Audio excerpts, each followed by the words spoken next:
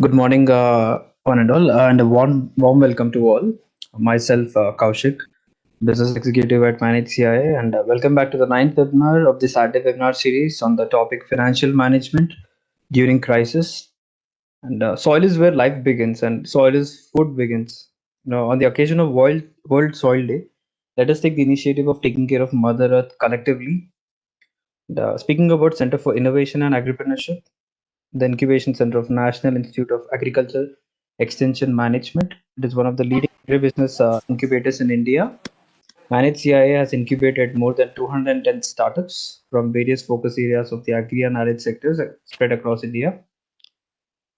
Speaking about entrepreneurship, it's a roller coaster ride for the startups who are currently managing the uncertainty and sometimes defeat and experiencing all kind of things like active search for opportunities or leads or prospects doing business. And entrepreneurs are the one who are looking out for the professional groups, competencies and managing the crisis.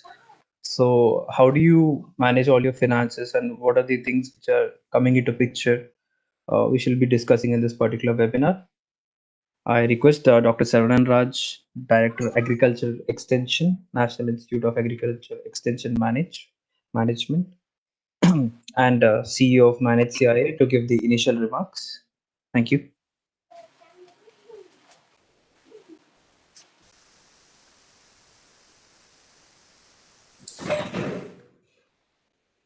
Yeah, very good morning to all of you, and happy to meet you in the World Soil. Today's World Soil Day, as our colleague was telling. And it is there are a series of seminars and webinars, and it is good that there are, I can see some of them, it is repetitive. There are continuously, they are participating. They may be getting some inputs and they will be coming. And we are happy to see some of the known names here and those who are coming for this webinar. And we'll see that, and because of there are two renowned experts are there, I can see Mr. Rupesh here and one more expert also joining, and will be Mr. Raghunath also joining with us, and Kaushik may be formally giving the information about both the speakers today. And on behalf of Manage and our Center for Agriculture Center for Innovation and Agripreneurship, I welcome both the experts for this Saturday webinar series. And it is something like Manage tries to take hold this ecosystem. We see last few years it is emerging in the big way. Mostly we'll see entire this startup agribusiness or startup ecosystem we see country last 10 years also. Many metro cities or cities we can see across elite institutions and higher learning institutions, everybody talking.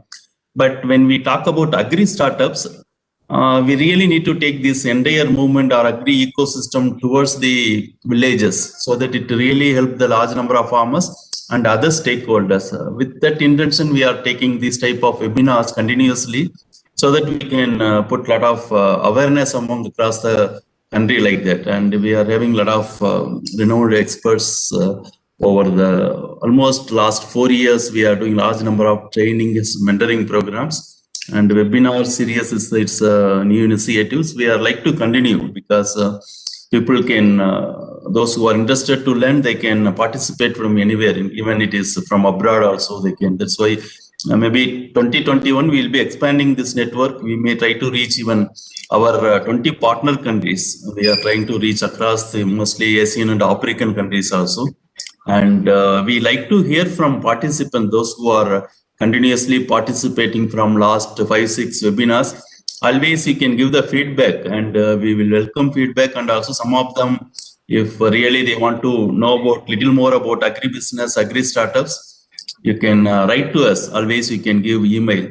And this is purely creating the awareness, and so that those who are participating, you can also tell some more stakeholders. The intention is like that. It is not something academic or something, no. Providing certificate. That's why we are not giving certificate for these webinars. Then for sake of certificates, many they will come, they may not be serious. That's why really those who can use this type of information, only for them we are conducting this Saturday webinar series. Otherwise, we have other academic program related to agribusiness startups. We are conducting regular training program, mentoring program. Others can come there. Here only intention to, we want to take this message to across large number of stakeholders, and I hope all the participants, it is not your duty, only you are getting the information. We hope you will take this information to the large number of other farmers or youth or those who want to do agribusiness and startup ecosystem, and that will be very much helpful for others. That's what our intention, and we request you to take this message to some more person, at least one or two, in your villages, your places, wherever you are working, your organizations. If you put this message, that will be more helpful. And again, whomever the experts are talking, we are having recording. Those recordings also we are sharing with the participants. Those some of them, they are unable to participate, they are not aware. They can always get the benefit of the experts, whatever they are talking, the recordings they can go through. That also we can tell to others, so that it will be useful for them. And with this, I request our Kausik to introduce speakers. There are two speakers today. Mr. Kausik, can you introduce the speakers and you can go ahead with the program. Yes, sir. Thank you, sir. Thank you for your inputs. Uh, Today we have got two eminent speakers, starting with Mr. Rupesh Thakare. Currently, Mr. Rupesh Thakare is the co-founder of EDLP Retail Institutions, Investment Committee member, IIM Kozhikode Alumni Angel Fund. Previous stints are with Head of Finance, Ninjakart, Vice President of Goldman Sachs. Mr. Rupesh was also obtained a Bachelor of Engineering degree from University of Pune and an MBA degree from IIM Kozhikode. Also a certified chartered financial analyst and a financial risk manager. I would request Mr. Rupesh Thakre to share his experiences as well as knowledge. Thank you.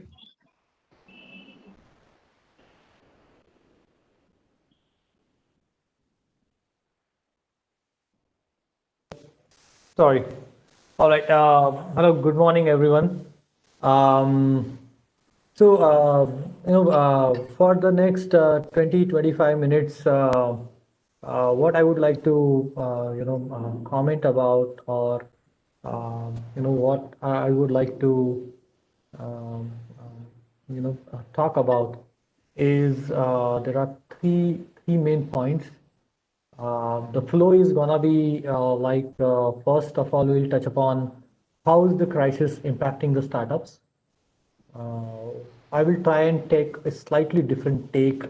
Also introduce a couple of more macro factors which are really impacting, but not people are not talking about it a lot. Secondly, and most importantly, more relevant to this topic, is how financials are impacted because of this crisis, or have been impacted because of this crisis. And lastly, I'll talk about how to address at least a couple of key issues, how we can change our behavior, how we can change our, business thinking in the times of crisis. And, at least from my personal knowledge of so many years, what are the things that I will readily prioritize, how, one would change their behavior, especially tackling the financial pressures introduced by this crisis. All right. Um, if you have any question, if you think a point that I'm making is far-fetched or I'm not explaining it, please stop me there and there itself. Would be happy to, sort of dwell more on that. I have kept about 30 minutes for my talk, so that I can accommodate 10 minutes of question and answer before the next speaker sort of can take over, right? So let's get into this. So first and foremost, right? We are all talking about Corona introduced crisis. COVID really impacted the whole country. We went into the lockdown. But in this whole large hurricane of COVID lockdown, we really missed the first point itself, that there were certain aspects in the economy which started troubling, especially on the supply side in the beginning of the year itself, when India-China pressure or India-China political tensions started cropping up towards the end of last year, beginning of this year, January, around that time. We started experiencing a significant stress in the overall supply chain. which was vastly exaggerated by the COVID lockdown. But even my point is that even slightly before COVID lockdown sort of came into play, we had already started experiencing supply chain disruption, right? That means that if you are looking to expand your business, if you are needing to buy certain specific equipments from China, they were not in the market. You know, if you are operating a small warehouse, if you want to do, let's say, use some innovative technology there, the handheld scanners, the scanner plus screens, Android-based barcode scanners, all these items had already started vanishing from the market even before the crisis hit. Similar is the story for a lot of other capital goods. So, point being that the supply chain was already slightly disrupted before the crisis hit us. And then definitely once the crisis sort of came into the full play, we are experiencing or we have experienced a significant supply chain disruptions. How it has impacted to a lot of players, people who wanted to our companies or startups who wanted to expand their business, right from procuring a very small asset such as electronic items or barcode scanner, as I said, to a large capital goods product, people who wanted to set up some factories, put up some processing units, all of that actually got severely impacted because of this crisis. Another aspect of supply chain disruption was that all the suppliers in multiple supply chains started experiencing a lot of defaults from their customers because all the businesses were shut down.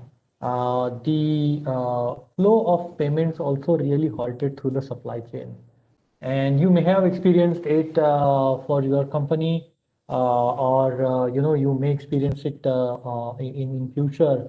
But this is one of the biggest point which on the ground people experience, which also doesn't get talked about a lot, and this is impacting a lot of small startup like yours and mine, that when our supplier cannot extend us a credit, then how do we sort of tackle those problems?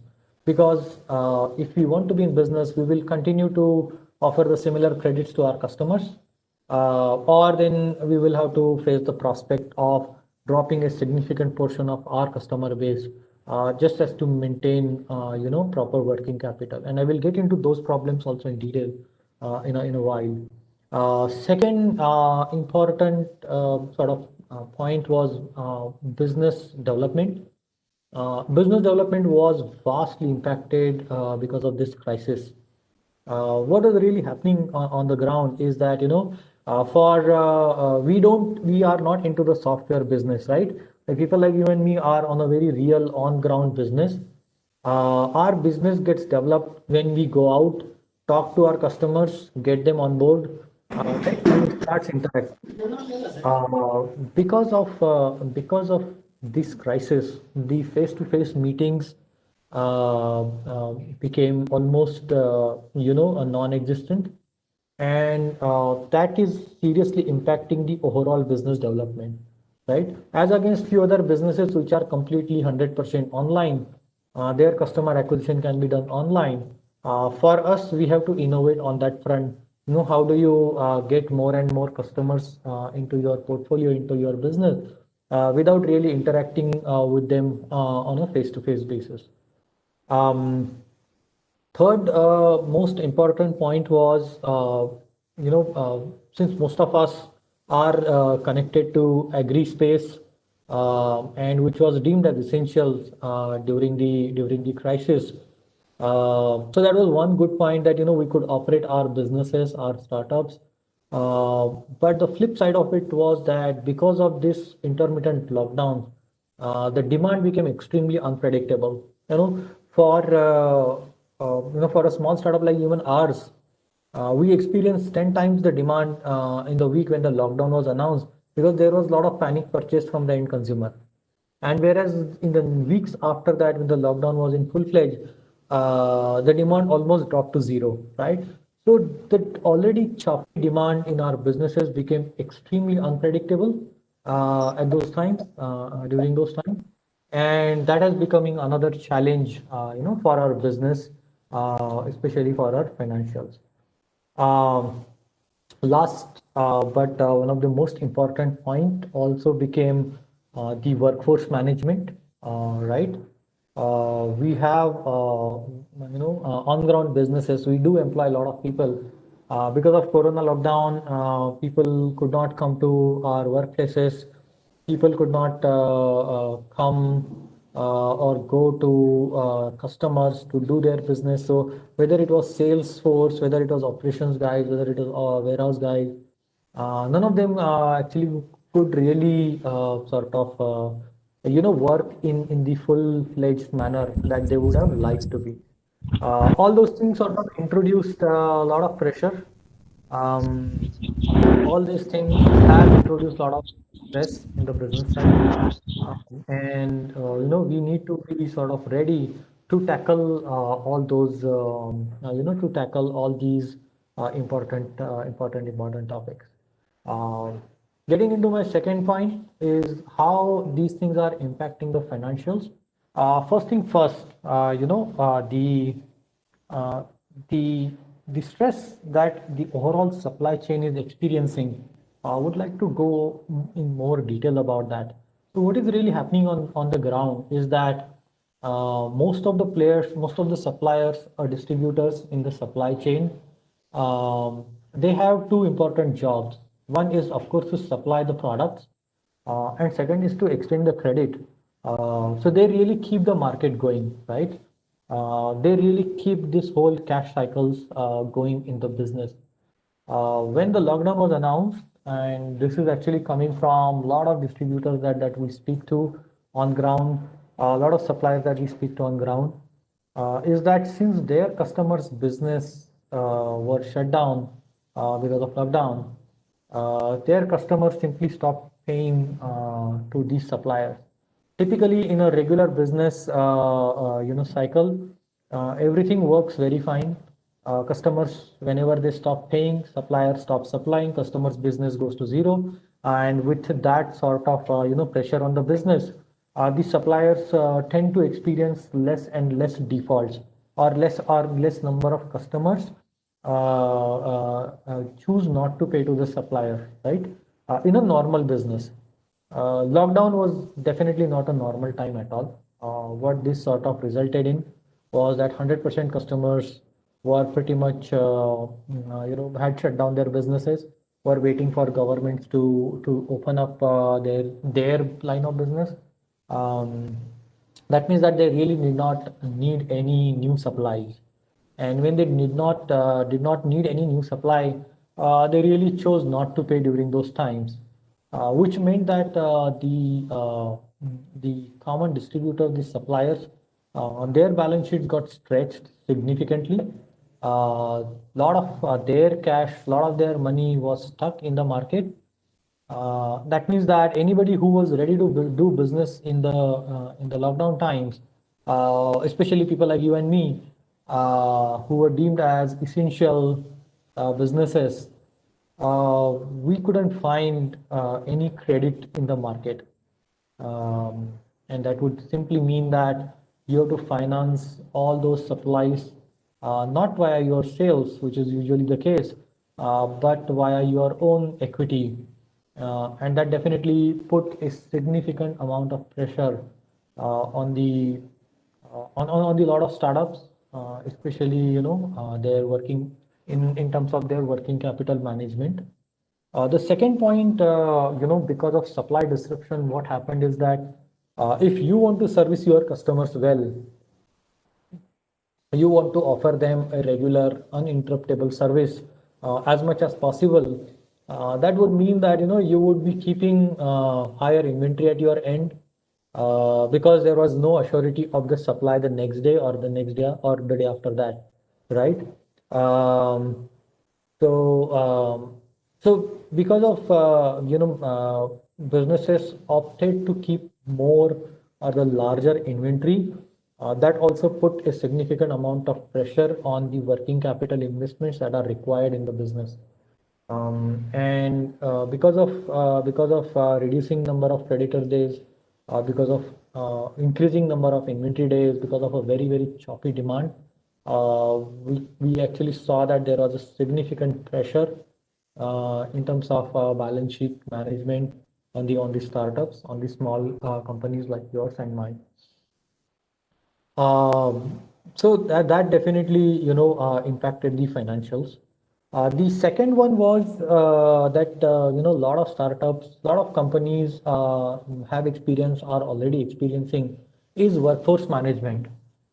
In the first part, I briefly touched upon just the, human aspect of workforce management, that people were not ready to come in. People could not come in because of public transport was closed, or people have started working from home. Anybody who could do have opted for those options. But real financial implication of that was that whenever you are ready to operate your business, whenever companies who are deemed essential were operating the business, we had to make sure that basic level of hygiene is maintained.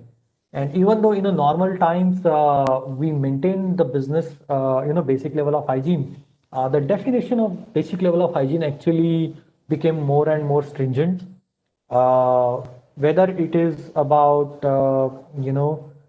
making sure that all your place of work is regularly sanitized, whether making sure that all your employees are following all the basic COVID related norms, and whether it is about offering different packaging, much better packaging, which would be sort of protect your products from any potential being any potential carrier of this deadly virus. All those considerations meant that for you'll have to opt for a lot of action against each and every line item that I spoke about.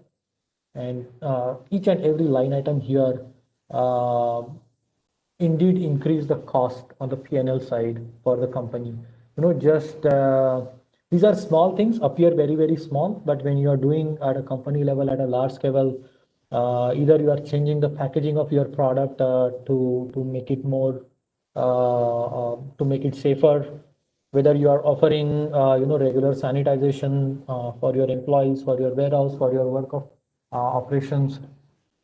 All those things meant that you are spending a significantly high amount on the basic hygiene, which none of us could imagine, perhaps about a year ago or so, that we would be spending so much. And the other side of that if we did not anticipate these costs, that also means that we did not price our product considering these costs, right? And now is definitely not the time to reprice your products. Now is not the time to reprice the commodities considering the added cost of operations. But most likely, most of the companies, most of the startups would need to absorb these additional costs into their P&L. So that is definitely another impact that I could see because of Corona lockdown. And thirdly, and the most important impact that I saw around these because of Corona crisis is definitely around funding. So we all run startups. We know how important funding is. Funding is literally the lifeline of of our businesses. How we are gonna grow, which areas we are gonna grow, how the business would look like a year down the line. All the significant business decisions are exclusively driven by the status of the funding in any startup, right? And and typically the way VC operates, and I have been also on that side of the table, wherein I ran my own syndicate for investments. Uh, the investors are extremely cautious before deploying their funds, that we all know. But a significant influence to this decision of whether to invest or not is sort of decided by their meetings with management. And when they meet entrepreneurs, when investors meet entrepreneurs, they take the call whether to invest with that team, with that entrepreneur, rather than in that business, especially at the seed or a startup phase like ours. And due to lockdown, there were absolutely no face-to-face meetings, and that means that there was absolutely no funding happening during the Corona times. And we can experience or we can see that what is happening in the market. You can read the news that so many startups have closed their businesses. Because they could not really took the pressure. They could not operate through lockdowns. And significantly important reason is they could not raise funding within the stipulated time.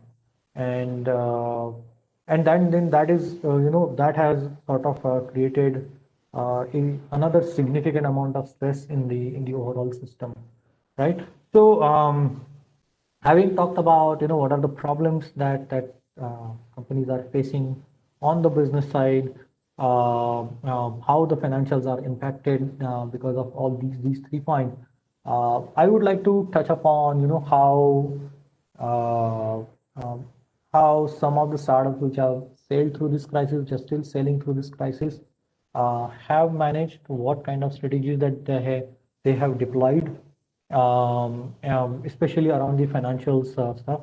And then we can get into if you have any specific questions regarding your own startup, or regarding any other important point that I may have highlighted, but not have gone into the details of it.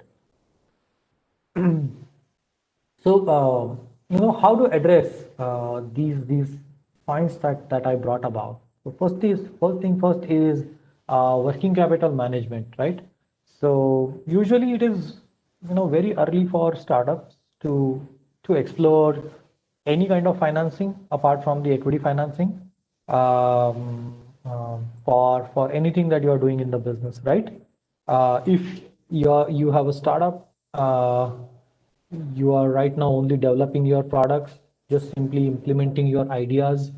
You are just piloting your ideas. If you are at the seed stage, it is highly unlikely that you are making free cash flows.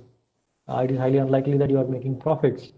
And in that case, you really rely on the equity that you have raised, through your own contribution, through your friends and families, or through a more institutional investors. But in all likelihood, in during the normal times, you will only rely on this capital to continue running your business. Uh, Unfortunately, these are not the normal times, right? As I mentioned, that there is significant pressure on the supply chain. There is significant pressure on the credit supply in the market. That would mean that now, if you are uh, using only your equity capital, also to invest in your working capital needs, you're going to run out of the capital very, very fast, right? So working capital management is an extremely important extremely important point here. Usually, I have found out that there are hordes of NBFCs, non-banking financial companies. Government has also initiated a couple of programs to support startups, and also there are a lot of fintech companies, the small venture companies who can actually take slightly higher risk than a formal banking channel can take. I would highly suggest to explore all these channels and see how you can get some kind of funding for your working capital requirement, right? One example is what I have found out that there are a lot of companies, especially in the Bangalore, Mumbai side, which are looking to lend to the startups. um, they need they need to have a more organized setup. If you are recording your revenues properly, if you are getting your payments via formal banking channel, it would be easy to look at these startups and look for the credit for your working capital. Especially if your purchases are from more organized players, If you are procuring items from manufacturers which are really tier one, tier two companies, in that case, it would be very, very easy to finance those purchases from using the capital, using the debt capital, mm, which is provided by these new age startups. That would at least help you on managing your sort of balance sheet. You may need to subvent the interest costs. You may need to take that on your P&L. But I think this is the time to preserve your capital. Make slight adjustments to your business model. See if you can bear that 1%, 2% cost on a monthly basis, till the time, till at least there are better times. I think our estimate internally when we speak, my team strategize, is that I think we at least have to wait for another 6 months to things become or go back to or start going back to normal. Perhaps a couple of good news on the vaccine side has definitely helped the mood here also. But I would say that as a prudent financial planning, just do not worry too much at this stage about how much interest cost that you are incurring. 1 to 2% a month. I think most of the businesses can absorb those costs, those sort of costs, and then explore that financing route, wherein at least your supplies are financed, and you are not paying for your supplies from your own equity, but it is largely financed by your own sales. So try and think about it. If you have, any questions how to really model it out, do reach out to me. I can perhaps help you in connecting with these new age startups who are really looking to support smaller businesses, where the ticket sizes are not really really large, but who have some kind of business model already going on. So that is definitely one point that I would like to highlight, how you manage. The second one is that as we were saying, that since the demand has become extremely erratic, demand has become extremely unpredictable. Uh, any any place in your business where there is a lot of fixed costs are involved, uh, I would request you to take a look at that again. Um, Even the students of finance would be able to relate to this classical problems of what you own versus what you rent. How do you convert your fixed costs into your variable costs? But I think these classical textbook case studies now we are seeing really unfolding into the real life, that if you are owning the warehouses, if you are owning your, let's say, collection centers at in villages, if you are owning significant amount of assets, and deploying a lot of people to work on those assets, I would suggest that take a look at that, see how can you change those fixed costs into variable costs, look for cost optimization on those fronts. A great example I can cite from NinjaCart's own case study. Perhaps I hope that you all know that NinjaCart is country's largest B2B fresh fruits and vegetable supplier. So they really connect farmers directly to the market. So NinjaCart owns their own collection centers in the villages, right? So for every collection center, they would employ about 10 to 11 people in and around that village, and start collecting, farmers produce using that collection center. So during the crisis time, what NinjaGuard has really done here is very, very interesting, is that they have outsourced these collection centers to the farmers themselves, saying that you yourself operate these collection centers. We will pay you, will definitely pay you certain fees to maintain and manage these collection centers. Uh, but you take away this headache of fixed costs from our P&L, and that has actually helped to an extent to optimize their fixed cost. And whenever there is a large demand or a demand fluctuation, or let's say demand goes down, based on that the collection centers at the farms or in the villages, they sort of deliver that kind of output, and based on that output they get paid. So really, changing your fixed cost into variable cost would sort of help you remain solvent during these times. The problem with a significantly fluctuating demand, especially in terms of PNL, is that you really have to plan for the peak. Uh, and when you are planning for the peak, all your fixed costs are sort of in proportion to that peak.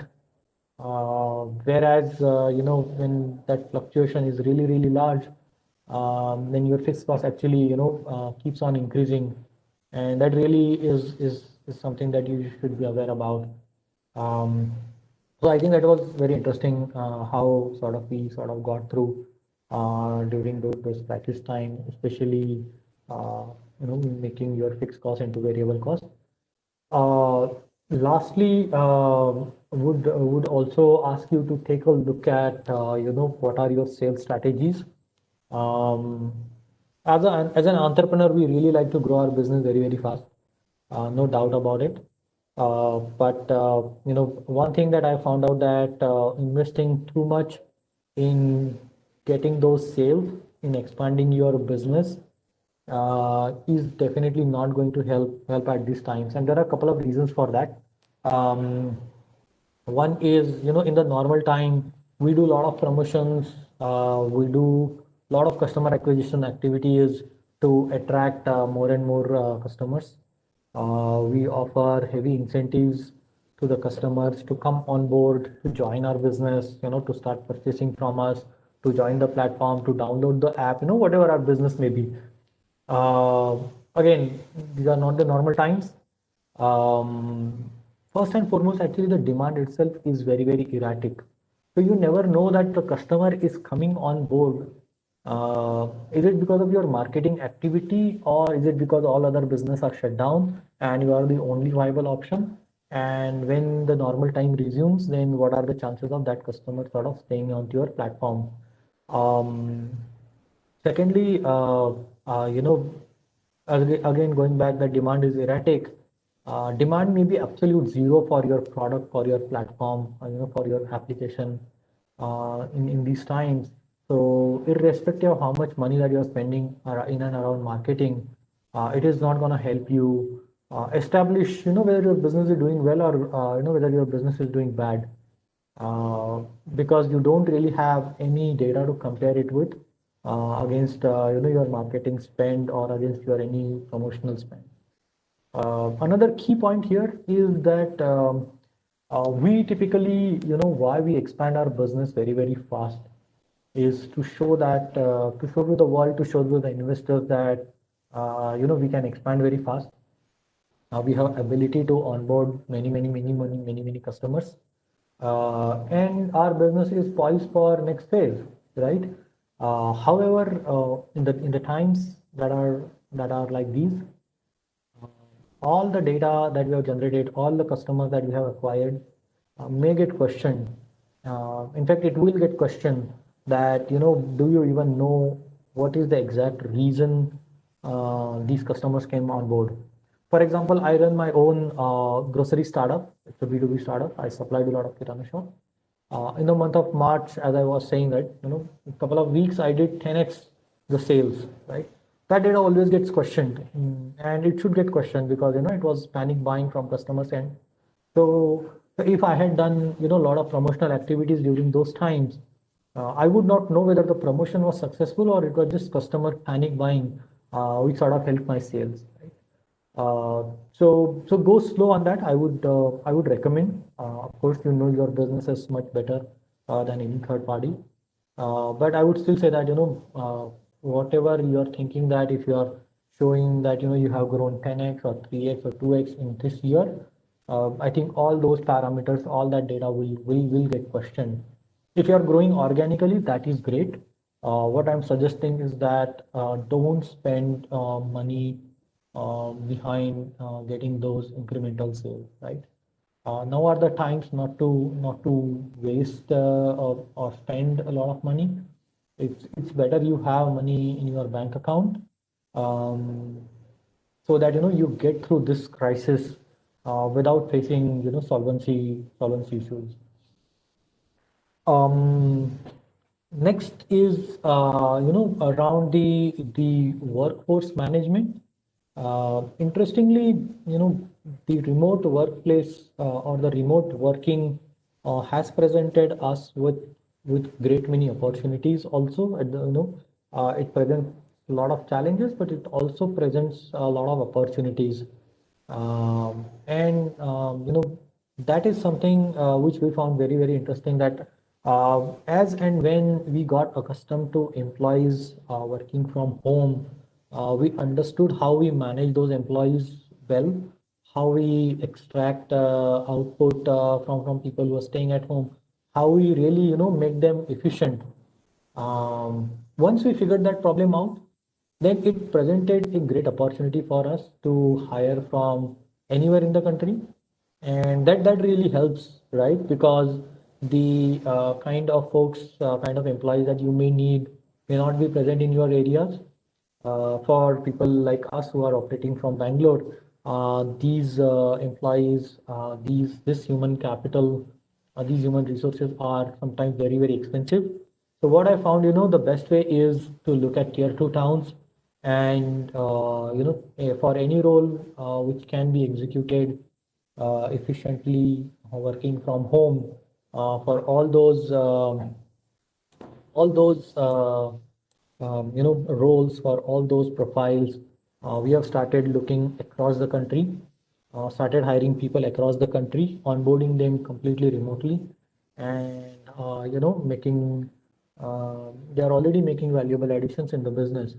For example, I have couple of employees, women employees, in fact, working. One is working from Lucknow, the other one is working from Udupi, and they are managing our business and finances extremely well from their home locations.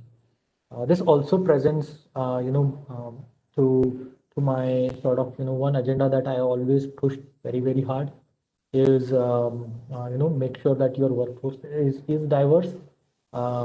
This presents me a great opportunity to hire as many women employees.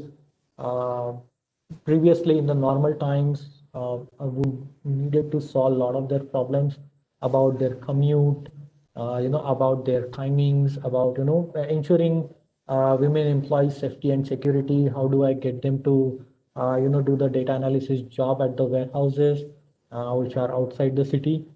Once we have understood how these roles can be executed from home, to make sure that they are absolutely operating at their 100% efficiencies, we are now proud to announce that we are adding a lot of female workforce in our total employee pool, and I think this really presents a great opportunity for all of us to explore these paths, and really take the help of the extremely talented workforce which is present in the country, and which was really not tapped into the normal time that were before. So this has perhaps been the silver lining to the dark cloud that we are living in.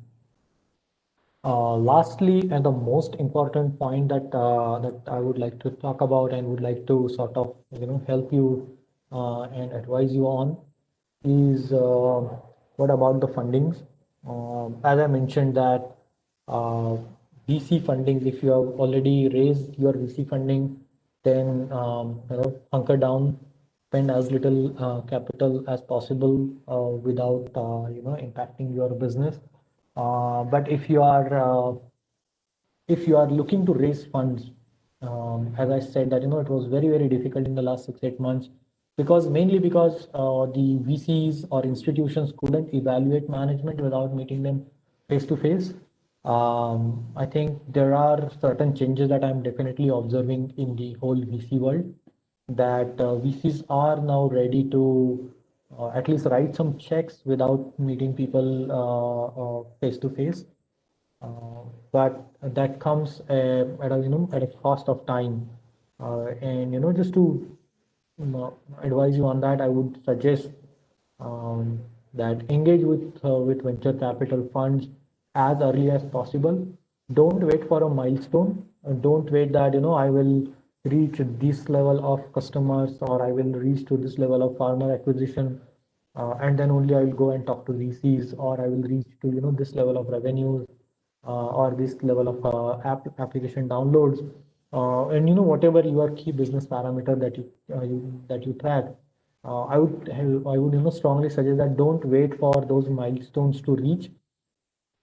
Engage with VCs as early as possible. There is absolutely no harm in reaching out to them, telling them that you may not look to raise the capital right now, but down the line you would definitely would be in the market, right?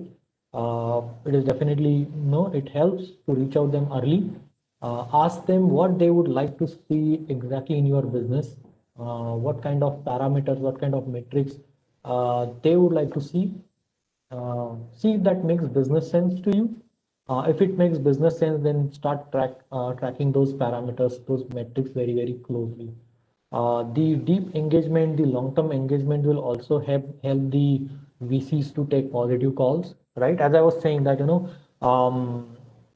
since VCs are not comfortable writing checks before meeting you at least once or twice, which was a normal time norm, perhaps we can address that by meeting them virtually, 3 or 4 times before we start the serious conversations with them. So that is one thing that I would definitely suggest you.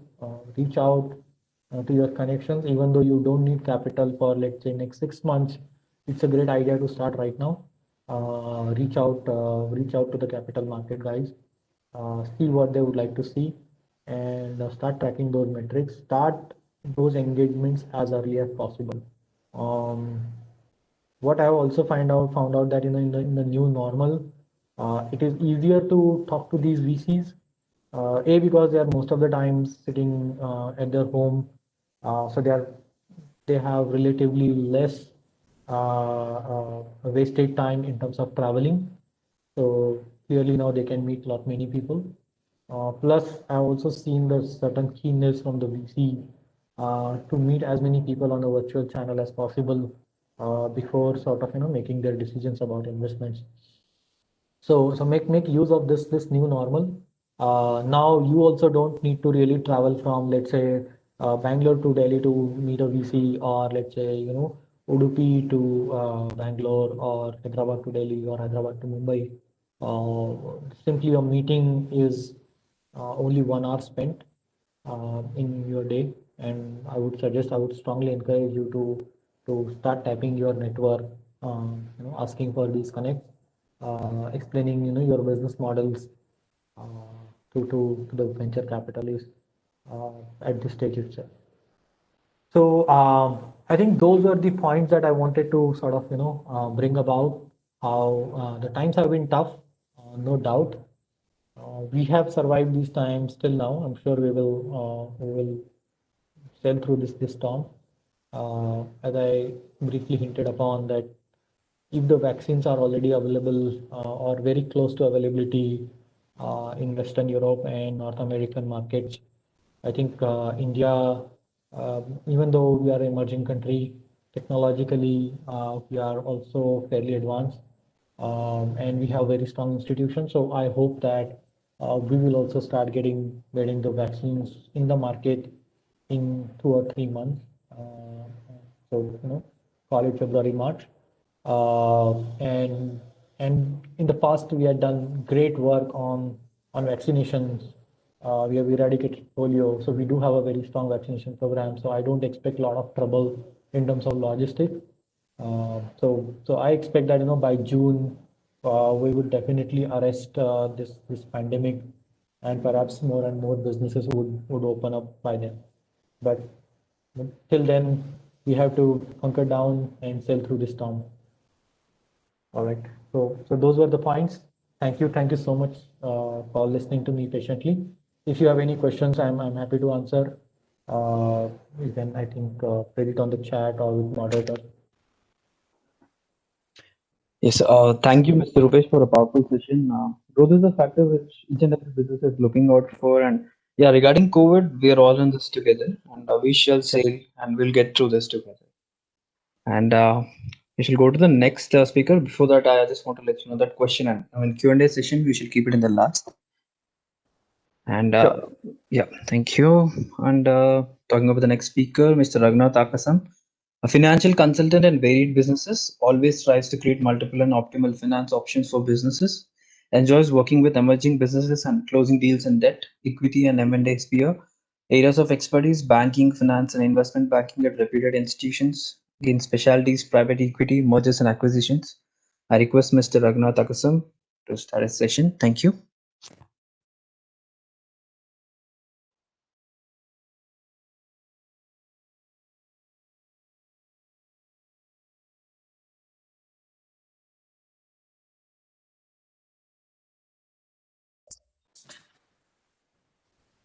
Good afternoon. I hope I'm audible. Yes, sir, you're audible, sir. Yeah, thank you. So I thank Manoj for this opportunity. And so it's true that we have crossed the effect of a serious pandemic and normalcy is being restored at business places. But in the process, several businesses had faced crisis out very quickly, and some are still in the process of coming out of the crisis that they face. And first point in crisis is basically business disruption. So an ongoing business where enterprise is delivering a customer's requirement and engaged in serious supply chain got a major disruption with COVID-19. So where customer obligation could not be fulfilled, the employee's obligation could not be fulfilled in certain enterprises. And with respect to particularly startups, their plans got deferred. Their fundraising exercises could not be carried on. So these are the major aspects that we have seen happened in COVID time.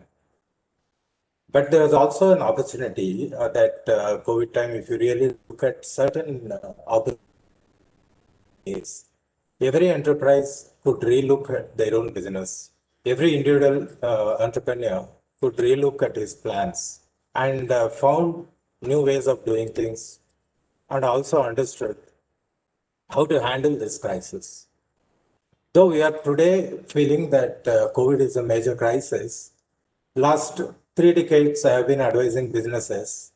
We have seen several crises in businesses, specific to business sometimes, and general market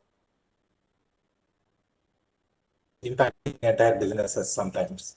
So the crisis is not very new to business, which operates in a dynamic environment. So any preparation should be that any day could be a crisis. So that's how a business prepares itself. And that's why I have deep respect for entrepreneurs who weather it out under all circumstances. And we try to help them to prepare financially. So how financial management should be in all the cycles of business, be it in the growth phase, be it in inception, so be it under restructuring phase. So how to handle financial management so that the business always stays cash flow positive and wins its objective. So when we look at these, particularly I take a step back to look at what are some of the companies have done during crisis. When business disruption happened, the first stakeholder is the customer who suffers because you are either unable to deliver or you are delaying your own delivery of product and service. This is the first thing that has come about as a major concern. And many businesses came forward renegotiating their contracts, visiting the customers, communicating the difficulty, and trying to help each other out. We have seen amazing examples. There was cooperation from both the sides. So the intent is clear. So that in normal business, the enterprise would have delivered. Now it is unable to deliver because of the challenges faced. And customer also can appreciate these challenges. Then the contractual element comes into the play that enterprise is unable to fulfill its contractual commitment. Hence, there is a need for revision of the contract, revision of the terms of the contract, and allowing for the delayed delivery. So these things have happened most of cases where even I was participant along with my client to negotiate with the customers. Customers were very cooperative, and we could finalize the revised terms of delivery of product and service. That's one good thing that has happened. And same thing with the suppliers. So when enterprise has to deliver, it depends on various suppliers to deliver to customer. Again, understanding suppliers' problem and renegotiating those contracts and all understanding the current situation because this pandemic has been worldwide and settling the business back into a bit of normalcy was, I don't say easy, but the communication was understood and it was made possible with overall cooperation of business ecosystem. And I have several examples where it happened, so which I will during my talk explain. So this is the thing that has happened, which is a great positive of this major pandemic which disrupted business. And the second positive that came out is the financial preparedness. So when you really look at financial preparedness, most of the companies generally don't keep a war chest or reserve because new enterprises operate in a thin capital and they try to raise most of the funding banks, venture capital, or private equity. When you are operating on a thin capital, you will not have luxury of reserves and you will not keep money for next 6 months expenditure, 3 months expenditure, or some reserve for uncertainties. This is generally the tendency that has been for businesses, which is again not a very ideal situation. So many businesses have got an opportunity to relook at their practice and understand that the need to keep some reserve for any uncertainties in a given business, be it small, be it large, either the money ready or money that can be raised in quicker notice, with quicker notice. So this is one good realization that has happened during this period, which is otherwise a general financial principle, which normally is forgotten and not followed by majority companies. Very less companies follow this prudence. So this has been understood, and companies tried to raise long-term capital to face this crisis. If whether it is possible that all can raise long-term capital, it is possible. So we have raised for several companies because as long as you have strong business case, there is always a willing partner to chip in his investment into the business. So the willing partner need not always be a private equity player or need not always be a venture capitalist, where the process involved in raising funds is a bit of longer time duration. So there are always other partners who can chip in if you communicate your strong business case to be part of you.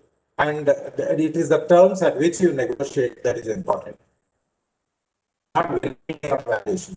If you are reasonable to understand that a partner comes in at the time of need, can get reasonable or decent return in your business. And if you are able to offer that decent return in business, you can always get a willing partner in. So this is the second positive that has happened, that most of the businesses realize the need for long-term capital to face the crisis. Either this long-term capital can be reserved out of your profits to face any uncertainties, or so you should have sources where you can raise this at a very quick notice.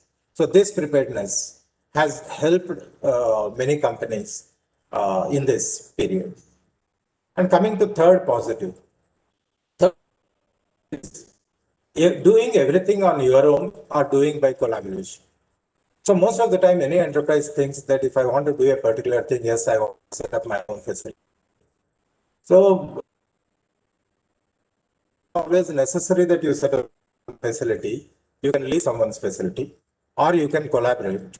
You can give job work up to particular point of particular process of activity to outsider and do the rest. So these practices have not been thought so much before this crisis, but during this crisis, people understood when capital is in shortage, there are several kinds of associations that we can do to reduce your capital expenditure and to focus on your business case, focus on your niche. And this capital build can be done in multiple ways, like leasing a facility, offloading a part of activity to somebody, and at some margin, you sacrifice your margin a bit, but you are avoiding the capital expenditure, so it's not really a sacrifice. So this ecosystem could be strong. You are lean and strong without much of a capital expenditure baggage. So how to do things smart with lesser capital, not duplicating your machinery or capacity which is already available in the market. If it is not required to duplicate, you can avoid it. So this is another positive that has happened, that many people realized the importance of being lean on capital and in their own businesses. So that is one thing which has come in. And the fourth positive is negotiation with employees. So employees have been very supportive. Even as I speak as an investment banker where I have high-powered employees with me, they're all cooperative to let it go, that they can take lesser pay. And we were also, as organizations, prepared to pay them later, the moment that we start receiving customer money. So this kind of cooperation between employees and organization has united the enterprise to common cause, and this could bind people, team involved in a business enterprise more stronger.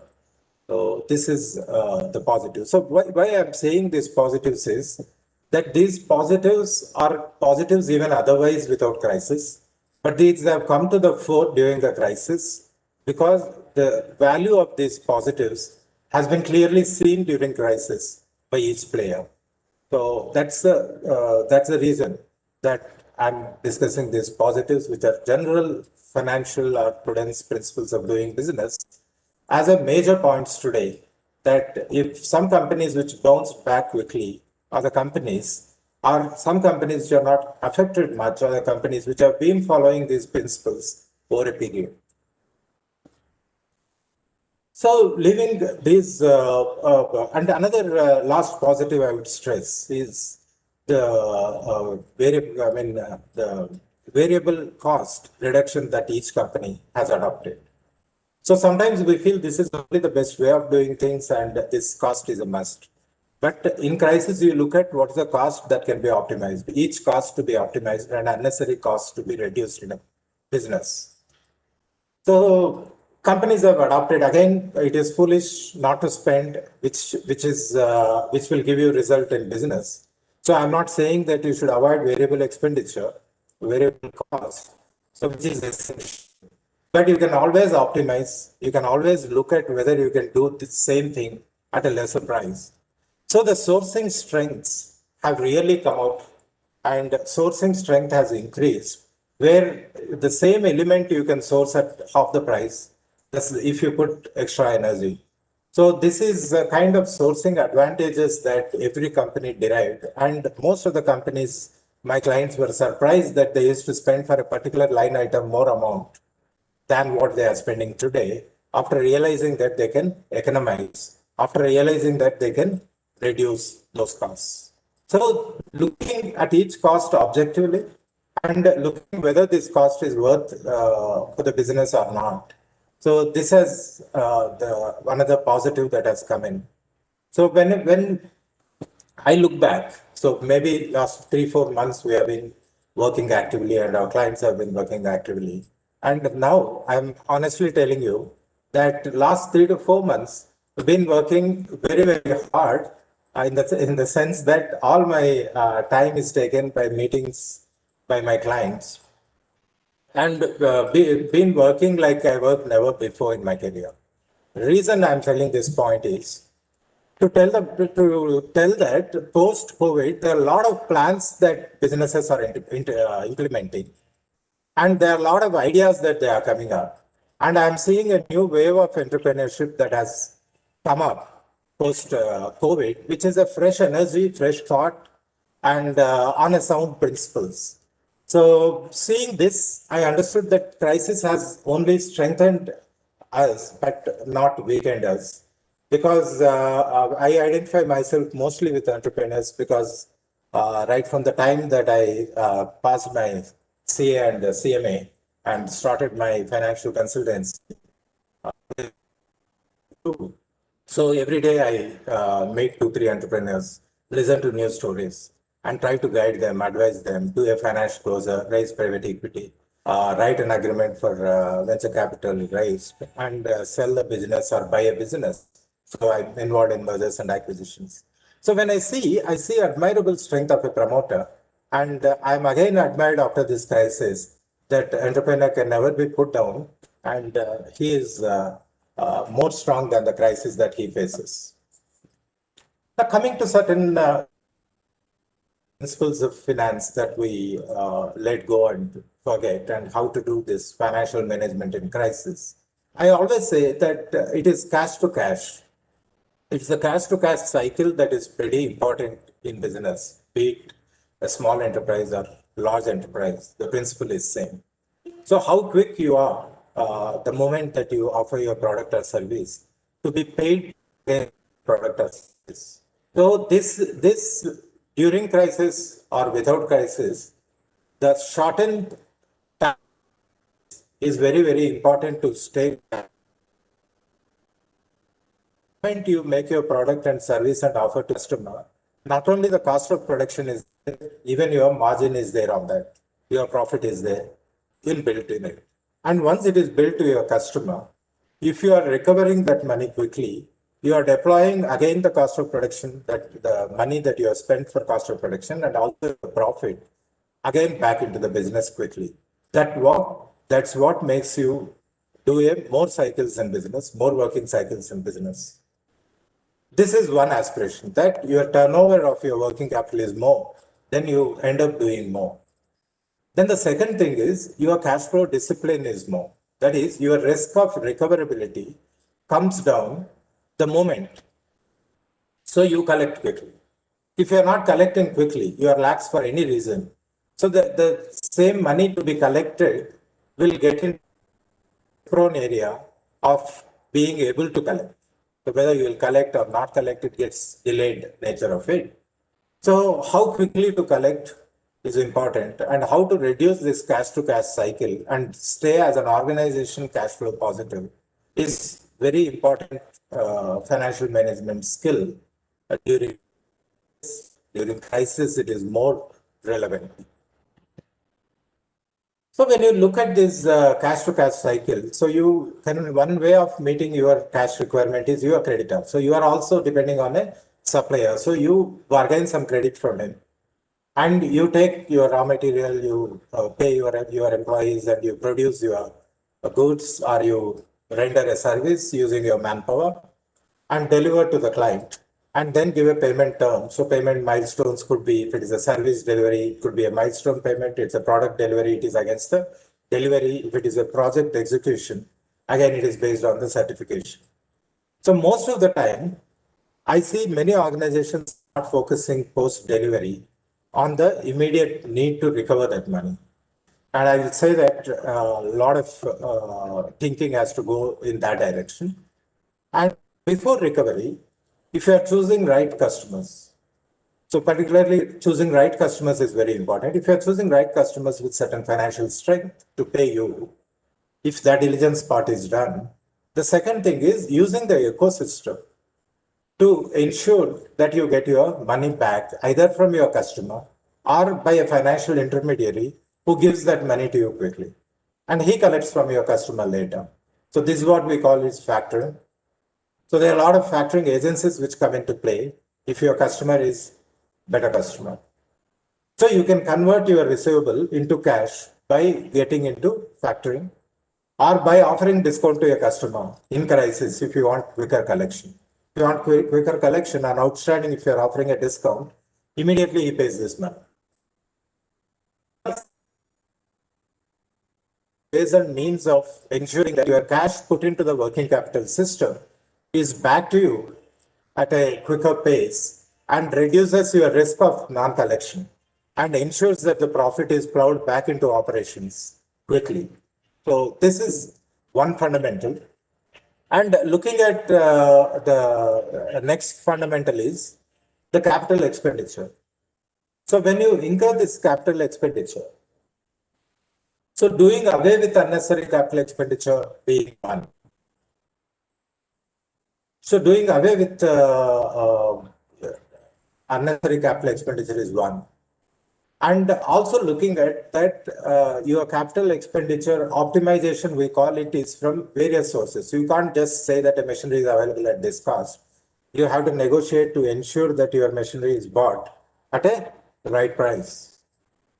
And you should have a right financial arrangement for your capital expenditure instead of putting cash into capex. So if your right financial arrangement with a lender, or sometimes even the supplier of equipment also offers you credit, the deferred payment guarantees. So if you can take such credit and defer your capex payments intelligently, that you will earn and pay that capital expenditure back, not that you pay upfront. So capital expenditure is not. So you do that at the inception of the business. You also do that in the process of the business, wherever you have to enhance the capacity, wherever you have to change the technology. So new equipment has to be bought. So in all these cases, you are coming out with this spend again and again.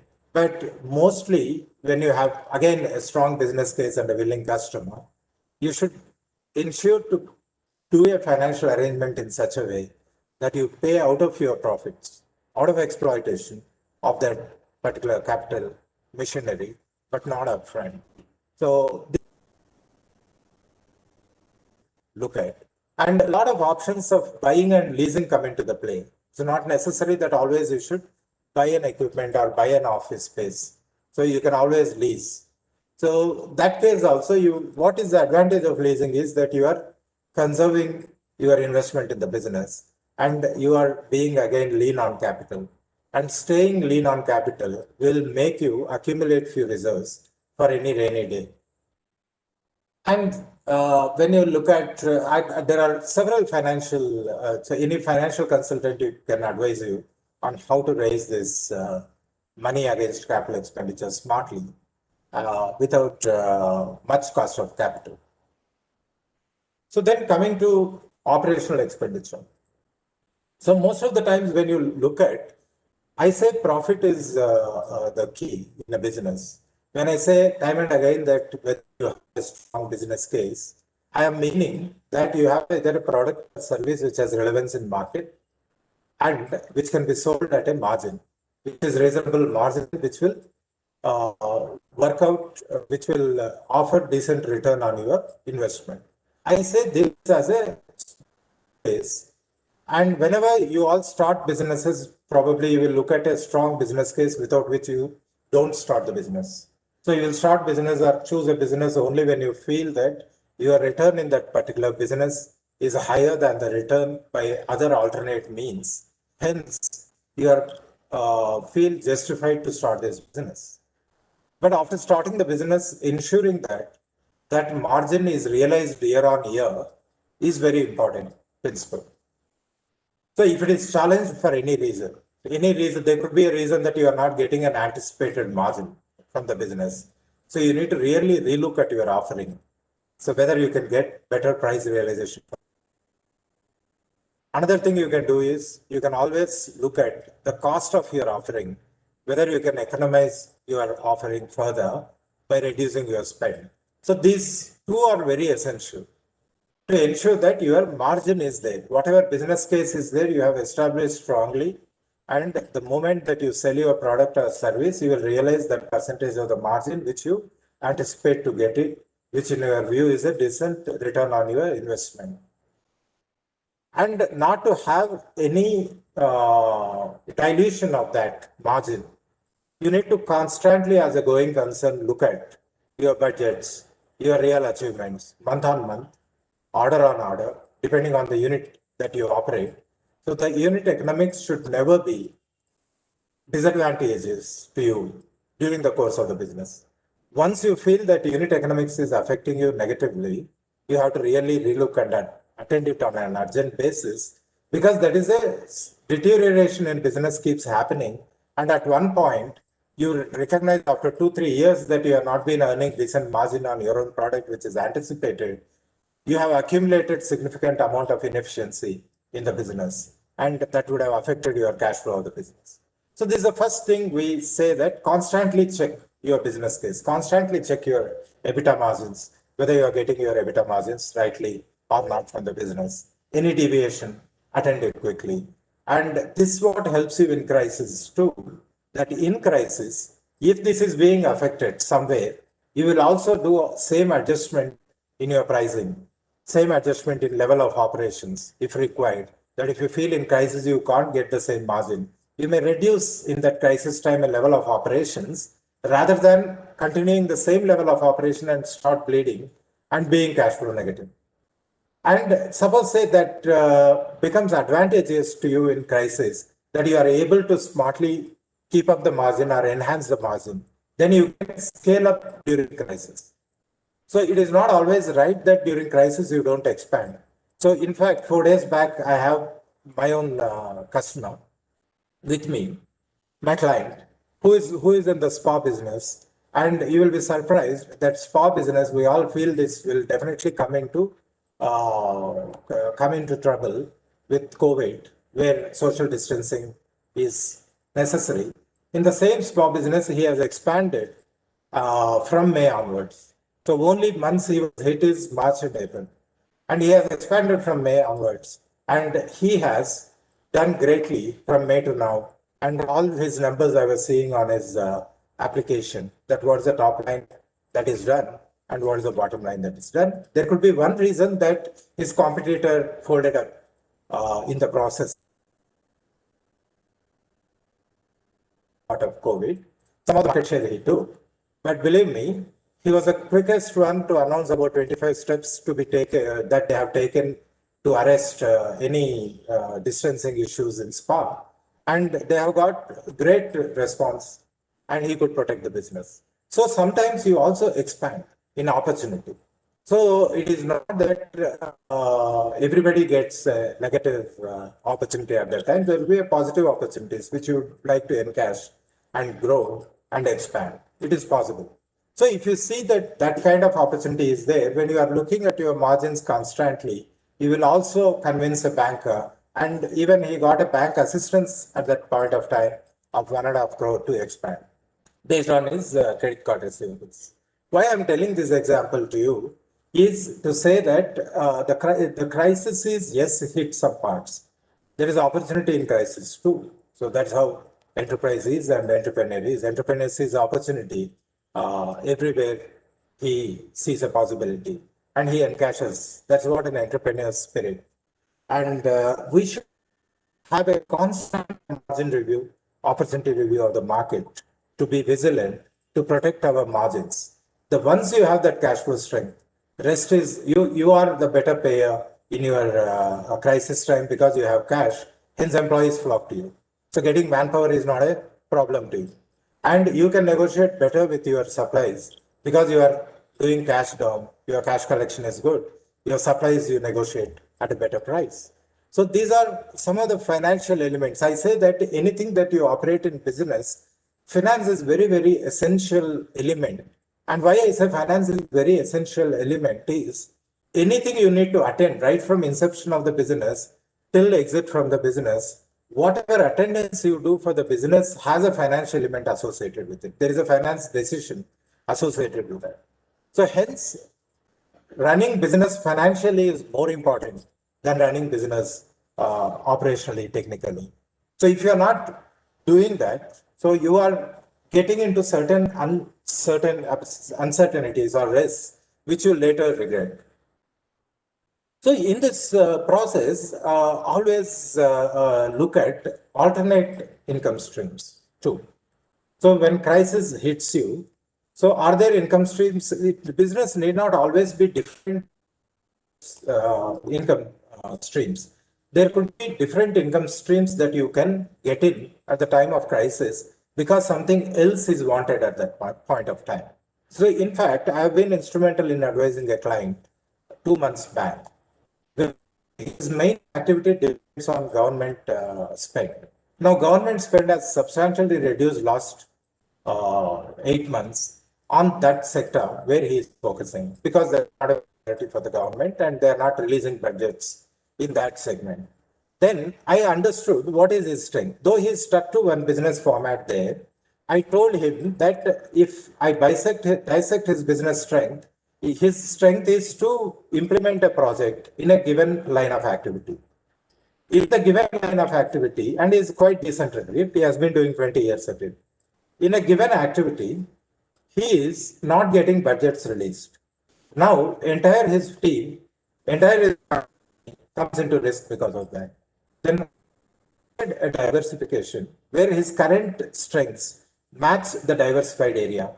Product is different, project is different, but it involves his current strengths. And we could succeed in getting that line growing. And now in his business, 50% of his business forms part of new activity which we devised.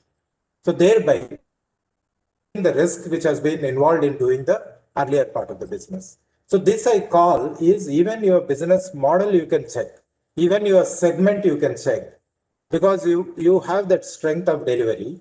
Can you also deliver in alternate segment? Because the crisis is making you not to perform in a given line of activity, another line of activity not totally foreign to you. It's not something that you have to relearn, but you can definitely do a minimum learning in that area, deliver quickly, and put your organization resources, your strength in that area, so that as an organization, you take you de-risk your business from one segment to other segment, which is akin to the first segment with some differentiation.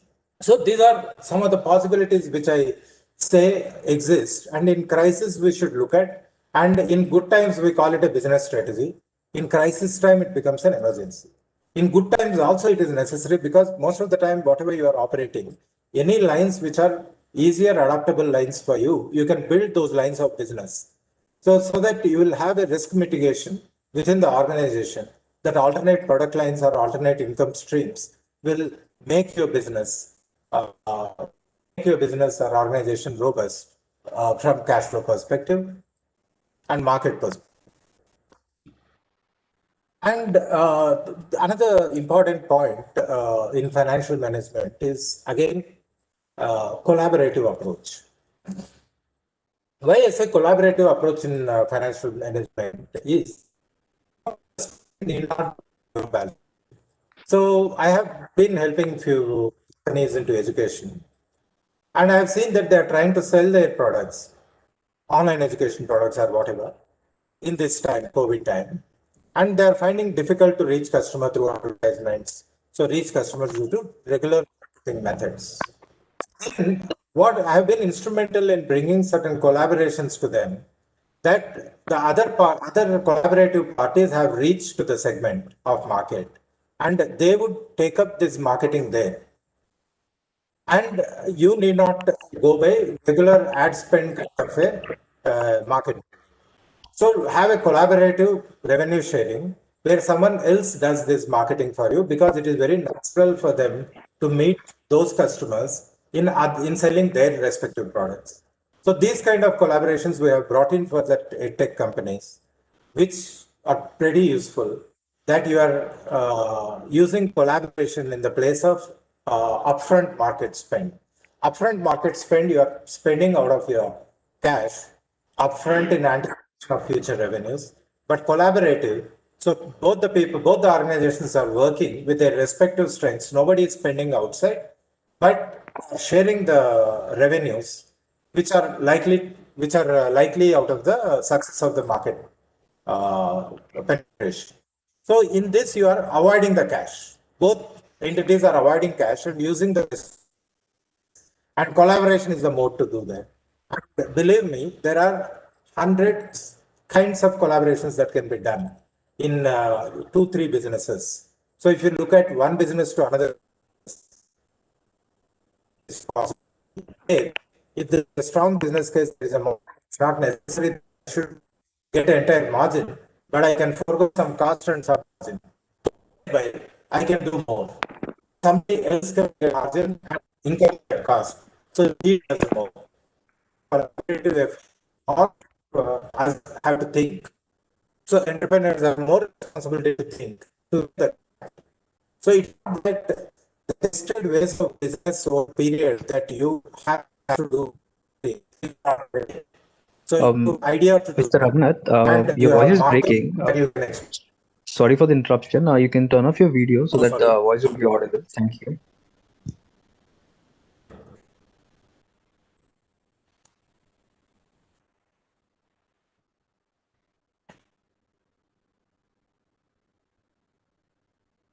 Ways of doing operations. And this has been even my great learning where I have several enterprises during this period, last 8 months, that mutually collaborate and derive benefits rather than everyone doing again the same.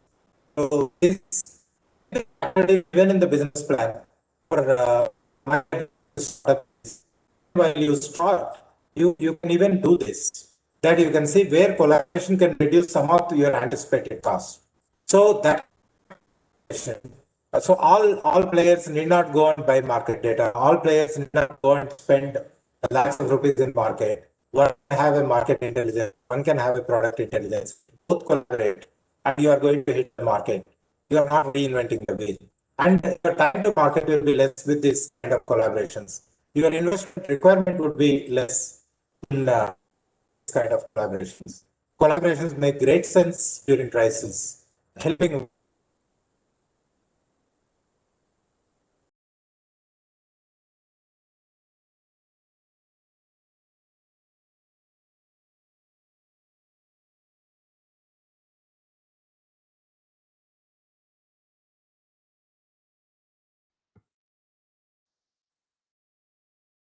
Mr. Raghunath, your audio is not audible.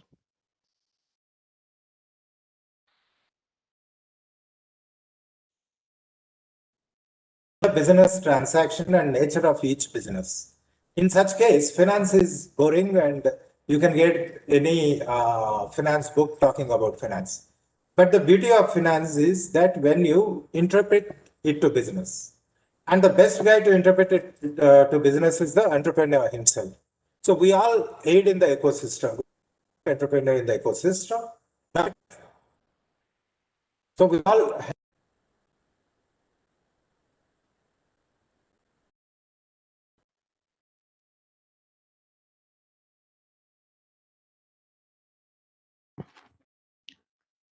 Mr. Raghunath? yeah, am I audible? Yeah. Hello. Am I audible? Yeah. Yes, you're audible. So we have to ensure that in the business ecosystem, entrepreneur should feel that finance is not separate from business. Finance is not that it starts once I receive cash or once I pay cash. It's not a separate department.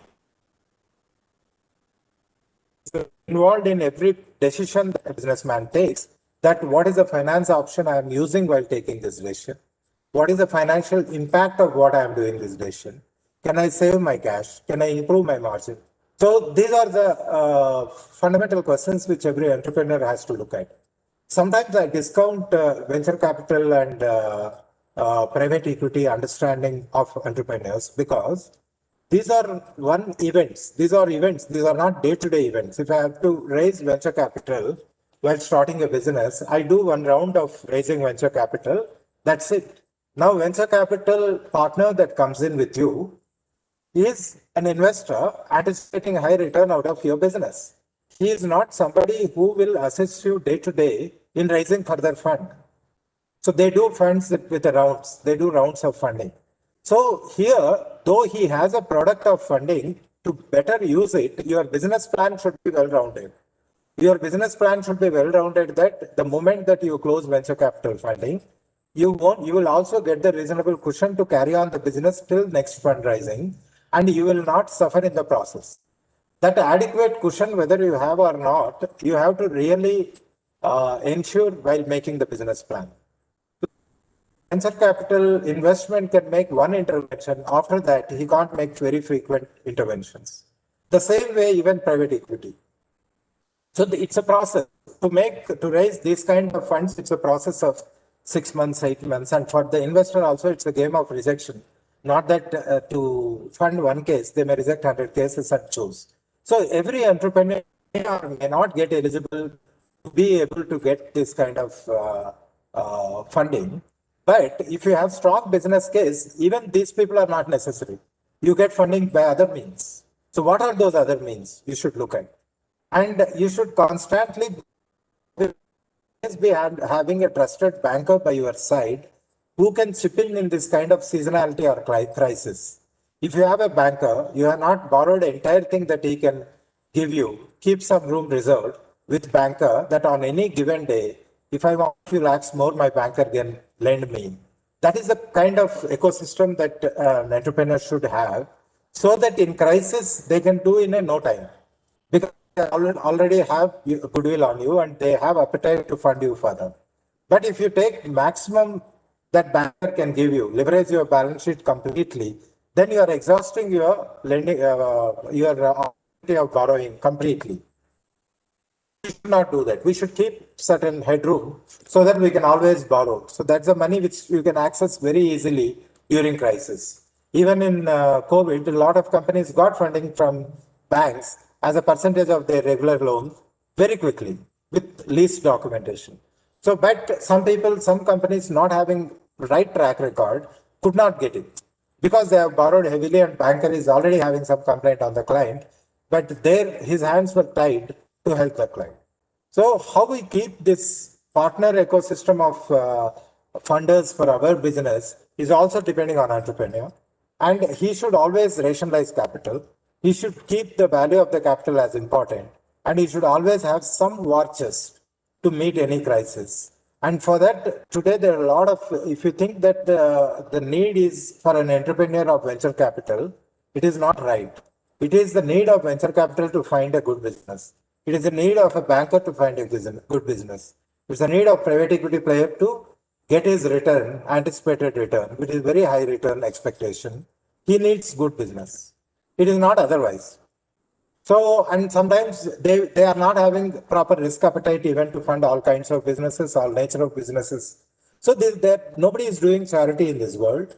Everybody have to survive themselves. And entrepreneur is a driver or ecosystem on whom many players want to survive because he is the builder of business case, because he is the guy who is innovating here. Others are not in innovation, it is deployment.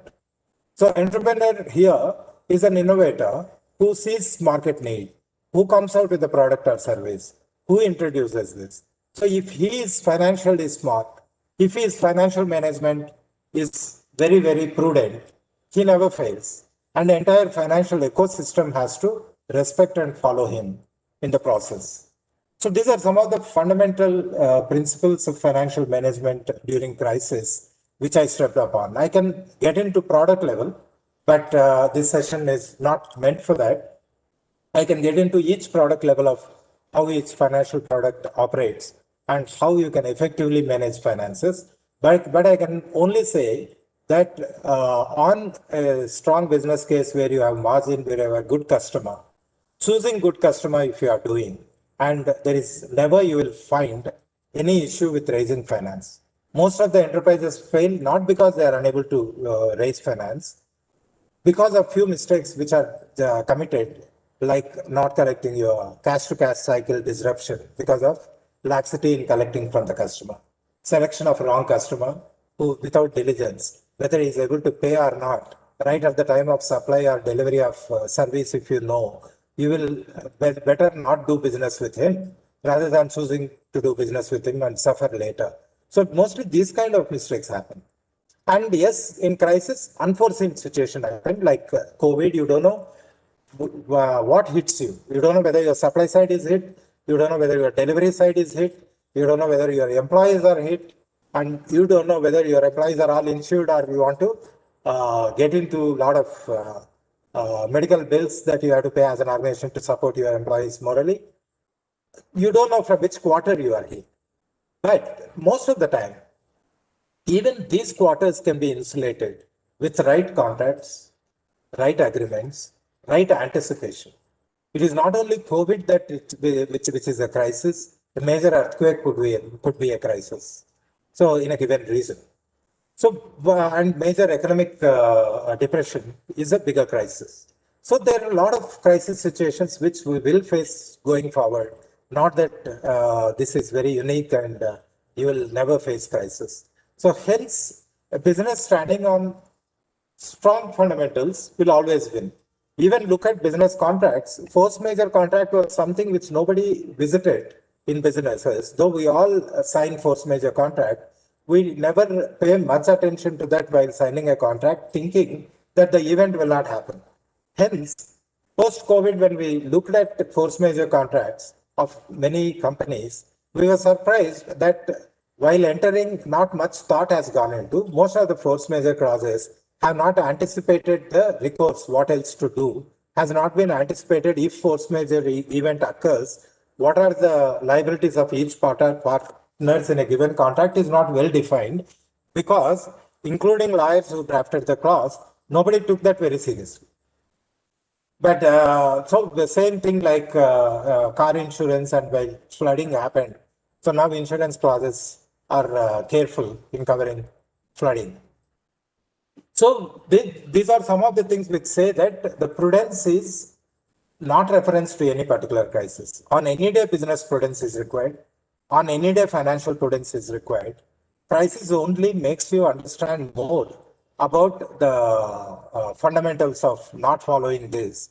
You at crisis, you will see the impact more. Even otherwise, when companies fail like pack of cards, most of the times you see. So that means it's not one day's or one event's result. It is a result of deterioration over 7-8 years in the company. Hence, the company is falling. If you look at major companies which have fallen, so you see them that only one incident has hurt them. No, lack of financial prudence over a period of 10 years or 12 years have made it impossible for them to get along as a going concern further, and then hence they fail.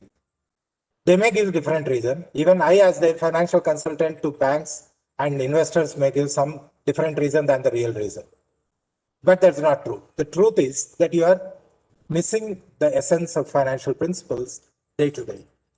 So just a small recap on what I spoken, that in entrepreneurship, financial preparation is very key.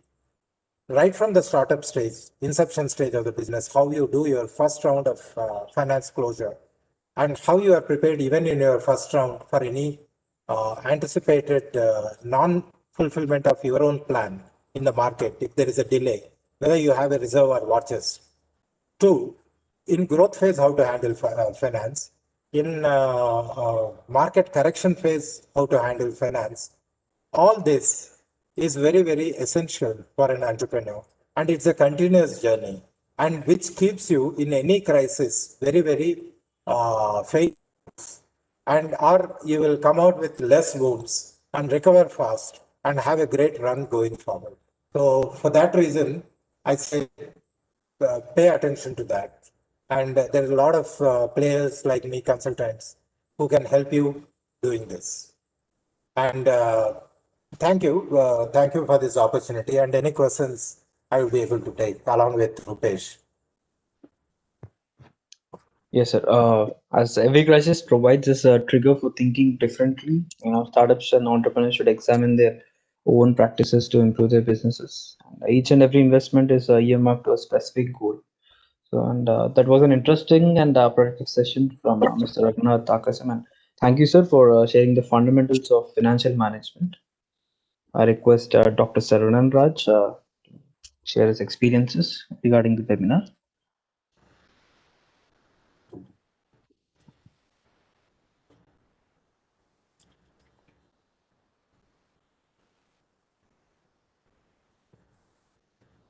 Kaushik, you can go for the question and answer. It's okay. That's quite interesting for me, and but better to go for question and answers from participants because only 20 minutes you are having. Kindly go for question and answers, then we'll discuss it. So the session is open for Q&A. I will unmute everyone, or you can also keep your questions in the chat box.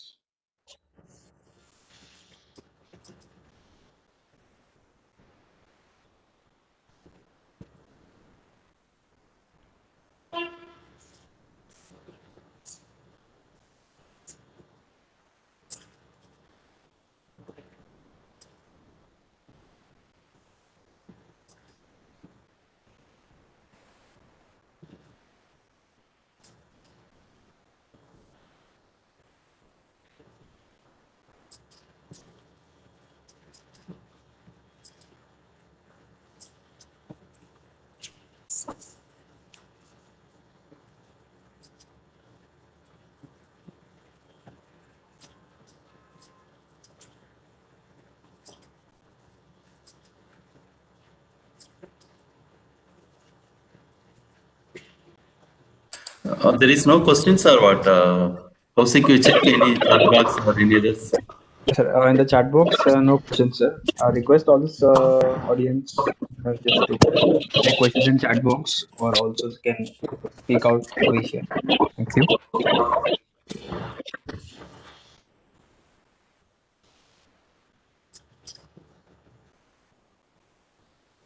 Mr. Sanjay Kumar, do you have a question?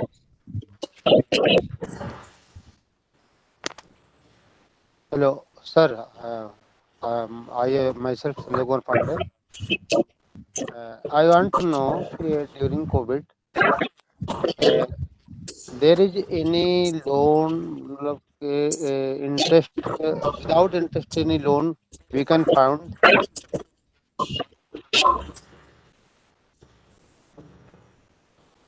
any organization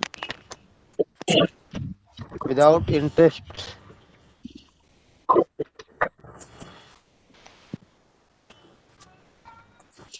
So the question is that during COVID, loans offered by organizations without interest was the question.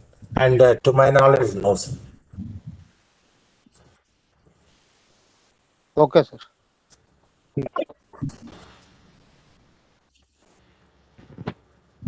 Also request everyone to stick out to the financial management questions. Thank you.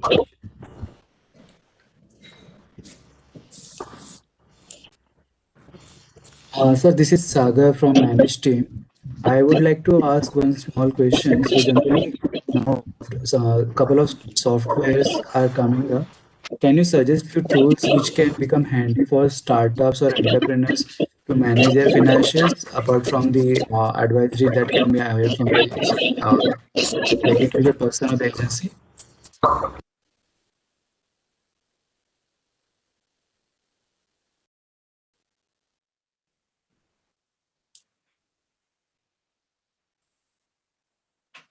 Can you hear me, sir? No, I couldn't hear the question actually. My question is for both the speakers. Now there are a lot of advancements happening in terms of the technology.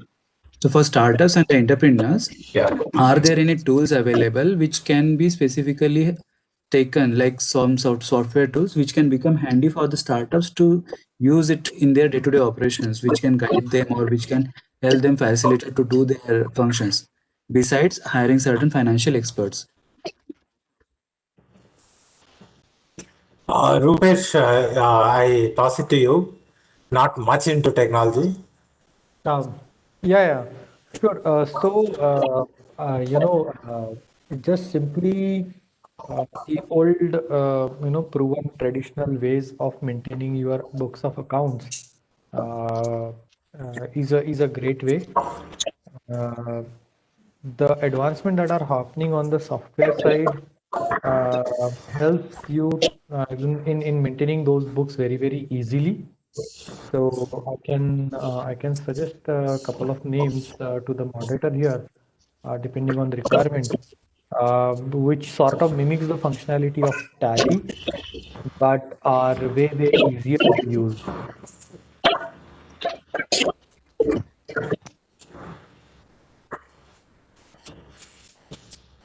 Mr. Rupesh, a question from my side, sir. Can we suggest a Zoho suite for the startups? There is a lot of noise in the channel. Is it audible right now? Yes. Yeah, okay. Can we suggest a Zoho suite for the startups or entrepreneurs? No, sorry, can you repeat the question? Can we suggest Zoho suite for Yes. startups? Yeah. So I have not used it myself, but I have heard good things about it. Okay, sir. Thank you, sir. Yeah. Mr. Rupesh and Raghunath, both of them, I have small clarification. Somebody asked me, I thought of putting to you. Generally, many of the startups, they will come when they are coming for funding or mentoring. They will tell their model, whatever profit they are getting, they are sharing some 20% or 50% with the farmers like that. When they are offering in small scale and they will do few times. But when generally they are growing, when scaling up, they also will go with a lot of other expenditure and they may not able to do it. Like Uber, Ola, once they came, they are giving a lot of incentives to drivers and those who are joining with their vehicles. Later on, it was all the issues. How you see these issues? What's there?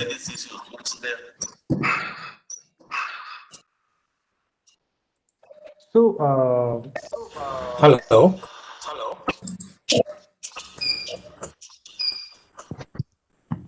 yeah, so if I have to just generally tackle the question on a very, very So can I broad, take? Anybody? It's very generic question. It is just for putting across because you will be having a lot of experience already working with Ninja Card, other things. That's why, yeah. yeah. So, I think, see, the generic sort of answer to it is that, unless and until the business model is, proven with those kinds of benefits, we cannot really expect that, those benefits will continue. For example, you mentioned Ola and Uber. Both the cases were very well known that with that kind of incentives, their model will not be profitable.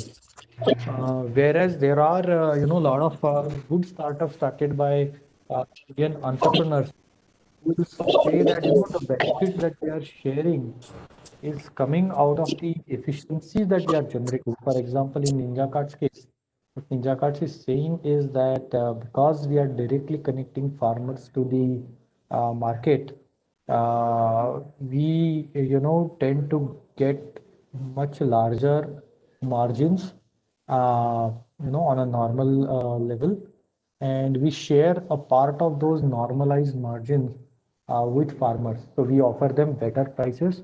We send the vehicles to the farmers' farms, so as they don't incur those costs. So since this is a different approach, since we are doing everything at scale, we sort of can offer those benefits on a sustainable basis. Whereas certain startups will spend a lot, and I also sort of touched on that point that in order to acquire customers or in order to acquire, let's say, drivers in case of Ola and Uber, they will spend a lot of money and to attain that kind of scale, whether to show it internally or to their investors. But certainly those are not sustainable business model. And those are more like, I would treat them as more like marketing and promotional activities to boost their sales or boost the, let's say, overall, scale. Uh, but sort of, reiterating my point, should one be doing that in the times of crisis? I would suggest no, because you really not know whether you have acquired those drivers or those customers on your platform will stick around after this crisis is over. Yeah, that's fine. Yeah, that's fine. Yeah.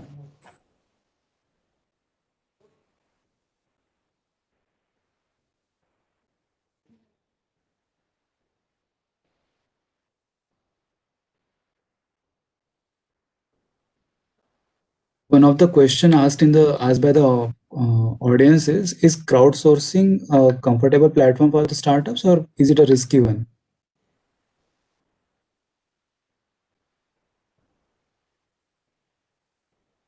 Raising I can funds through crowdsource or crowdfunding, is it a safer option or is it a risky one? Crowdsourcing is extremely unreliable though, right? You just don't know if you would be able to, complete your round, whether your proposal will appeal to masses. So there is absolutely no visibility. Uh, I would suggest that don't rely on crowdfunding 100%. Crowdfunding is okay to top your cap table up. If you have already secured, let's say 80 out of 100, then you can look at 20, look at crowdsourcing as an option for remaining 20. But don't put your eggs in that basket, I would say. I don't know if Okay. Raghunath has different opinion on that.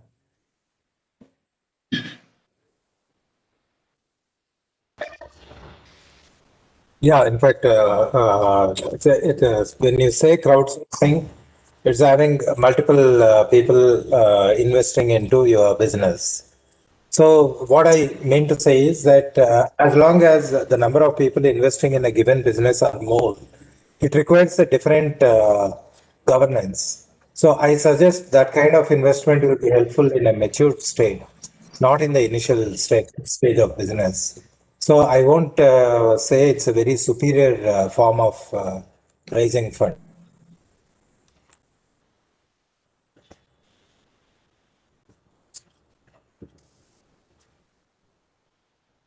Um, what stage a startup or entrepreneur should consider ideal to raise fund? So because there is a trade-off It's of diluting the where, equity also. see, actually, the trade-off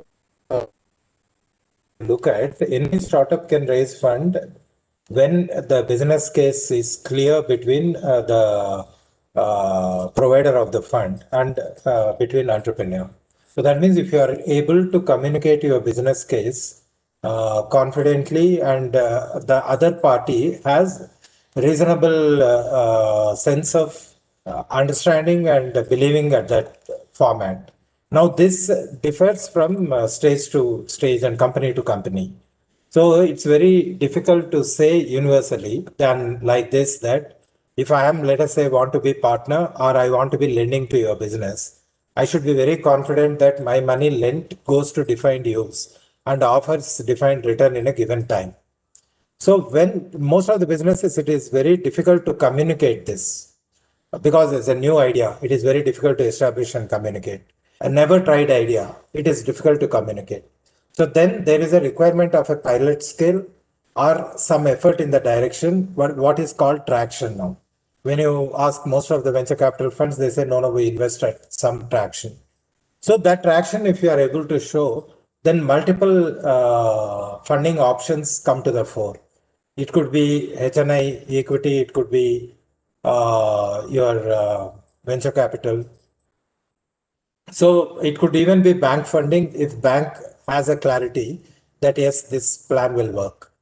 So it is only depending on that acceptability with the player. So demonstration by entrepreneur becomes important. Okay. As a funding source, can we consider NBFCs also? NBFCs also we can consider as a funding source, but NBFCs are predominantly asset lenders. So they need some sort of an asset security to lend. So NBFCs will not, but micro NBFCs are taking some unsecured exposures, but unsecured exposures they take on balance sheet strength. That is already performing businesses. So NBFCs I discount. They come into the next level of play, not in the startup state. So there are a couple of institutions like microfinance agencies which can give the working capital. So can you suggest a few names where startups can approach? Definitely, I will pass on the names to manage. You can get it from Saranan. They're a good number. I'll Okay, pass okay, on. okay, okay. Thank you, sir.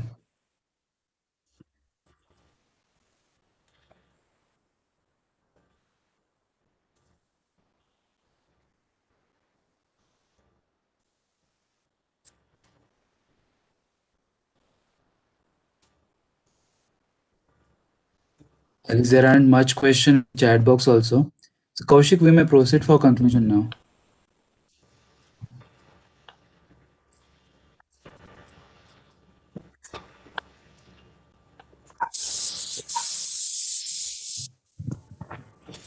Kaushik? Yes, sir. To all out there, the crowdfunding or the crowdsourcing platforms are basically the one they give philanthropical activities like the money which is given us in a service point of view, not an equity. And uh,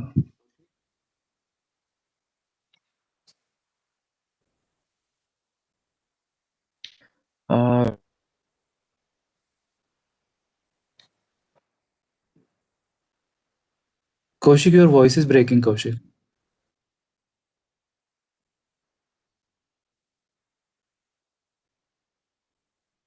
Sagar, you can conclude. Is finding problem? Kindly you can. Okay. Sagar. I am wholeheartedly thankful for the both speakers who have spared their time from their busy schedules and um, bestowed us with the lot of knowledge and information which was crucial for the startups as well as the relevant stakeholders. I thank Mr. Rupesh Thakre from the ADLP Retail Solutions and Mr. Raghunath Akasam from the Akasam Consulting Private Limited. I also thank our Director General Manage, Director Agriculture Extension, Dr. Savanand Raj, and Manage team for bringing this platform together for the betterment and awareness of the ecosystem, startup ecosystem, agripreneurship ecosystem, which is a novel cause towards bringing the change in the mindset of the people to understand the system and get indulged into it. So I thank all the participants also who are being patient from several series of sessions and including this session also. One small input which is coming up continuously from the chat that regarding the certificates and also that we are continuously conveying that certificates will be issued to all the participants who will be attending the 10 webinars from the series of 11, and then there will be one question set quiz which will be asked to participants. Those who will be qualifying, to them the certificates will be issued. So with this note, I thank each and everyone, and now we can declare the webinar to be completed.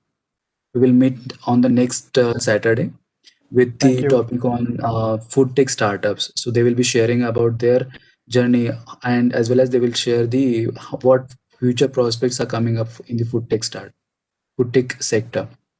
So Sure. thank you each and everyone. Thank you. Thanks. Thank you so much. Thank you everybody for listening. Thanks, management for inviting us. yes, thank you the audience as well as the speakers for making it to the webinar, and we shall meet you back on December 12th, 2020 on the topic Future of Food Tech Startups. Thank you. Thank you. Thank you.